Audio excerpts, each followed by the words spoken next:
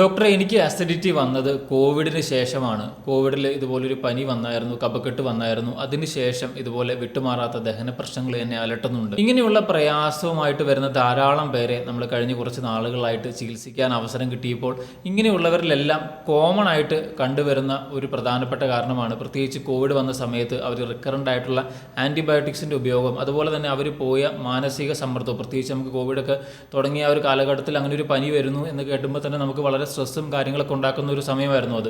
അതുകൊണ്ട് തന്നെ ഇങ്ങനെയുള്ള സ്ട്രെസ് ലെവലും അതുപോലെ തന്നെ കൂടെയുള്ള ആൻറ്റിബയോട്ടിക്സിൻ്റെ ഉപയോഗം നമ്മുടെ കുടലിലെ നല്ല ഗട്ട് ബാക്ടീരിയകളൊക്കെ കുറയ്ക്കുന്നതിനും കാരണമായതുകൊണ്ടാണ് ഇങ്ങനെയുള്ള പ്രയാസങ്ങൾ, പ്രത്യേകിച്ച് കോവിഡ് വന്നതിന് ശേഷം ദഹന പ്രശ്നങ്ങൾ ഉണ്ടാകുന്നവരിൽ പ്രധാനമായിട്ടും കണ്ടുവരുന്ന ഒരു രണ്ട് കാരണമാണ് ഞാൻ പറഞ്ഞത്. പക്ഷേ ഇങ്ങനെ പറയുന്നതിനർത്ഥം കോവിഡ് വന്ന എല്ലാവർക്കും ഇതുപോലെ ദഹന പ്രശ്നങ്ങൾ വന്നു എന്നല്ല. പക്ഷേ പലരും ഇതുപോലെ കോവിഡ് വന്നതിന് ശേഷമാണ് ദഹന പ്രശ്നങ്ങൾ വന്നതെന്ന് പറയുമ്പോൾ അവർ വിചാരിക്കുന്നത് കോവിഡിൻ്റെ ഇനി വൈറസ് എന്തെങ്കിലും ശരീരത്തിൽ നിന്ന് പോകാനുണ്ട്, അത് മാറിയാലാണ് ഇത് പൂർണ്ണമായിട്ട് മാറുകയുള്ളൂ എന്നൊക്കെ ചിന്തിക്കാറുണ്ട്.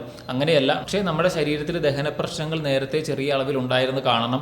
അതങ്ങനെ അല്ലെങ്കിൽ അങ്ങനെ വരാനുള്ള ടെൻഡൻസികൾ നമ്മുടെ ശരീരത്തിലുള്ളവരിൽ മാത്രമാണ് ഈ പറയുന്ന റിക്കറൻ്റ് ആ സമയത്തുള്ള ആൻറ്റിബയോട്ടിക്സിൻ്റെ ഉപയോഗം വളരെ സ്ട്രെസ്സിലൂടെ ആ സമയത്തൊക്കെ കടന്നുപോയതിൻ്റെ ഭാഗമായിട്ട് ആ സമയത്ത് ഇതുപോലെ അസിഡിറ്റി ദഹന പ്രശ്നങ്ങളൊന്ന് കൂടിയേക്കാം. പക്ഷേ അത് വിട്ടുമാറാതെ നിൽക്കുന്നതിൻ്റെ കാരണം എന്ന് പറയുന്നത് കോവിഡോ മറ്റൊന്നുമല്ല, നമ്മളുടെ ഭക്ഷണ രീതിയും നമ്മുടെ ലൈഫ് സ്റ്റൈലും അതുപോലെ നമ്മുടെ സ്ട്രെസ് മാനേജ്മെൻറ്റ് ഇതിൽ വരുത്തുന്ന എററുകളാണ്.